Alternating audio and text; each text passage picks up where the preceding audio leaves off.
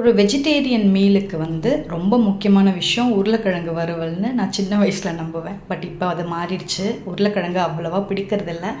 இருந்தாலும் பசங்களுக்கு பிடிக்குங்கிறதுனால இன்றைக்கி உருளைக்கிழங்கு காரக்கறி, புதினா கொத்தமல்லி துவையல், இது பருப்பெல்லாம் போடாமல் வெறும் வெங்காயம் மட்டும் போட்டு வதக்கி துவையல், சிறுகீரை பாசிப்பருப்பு போட்டு மசியல் அண்டு ரசம்.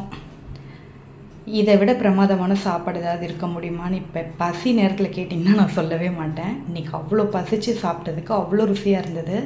நல்ல நெய் எடுத்து சூடான சாதத்தில் போட்டு அந்த கீரையை விட அந்த புதினா கொத்தமல்லி துவையில் போட்டு சாப்பிட்றதுக்கு அவ்வளோ அமிர்தமாக இருந்துச்சு. ரொம்ப ஒரு ஹெல்த்தியான மீலும் கூட. அந்த துவையில் போட்டு சாப்பிட்டுட்டு எப்போவுமே நான் சாப்பிடும் போது டிவி பார்ப்பேன். இன்றைக்கி என்னமோ இந்த துவையலோட டேஸ்ட்டில் எனக்கு டிவிக்கு கூட கண்ணு போல்.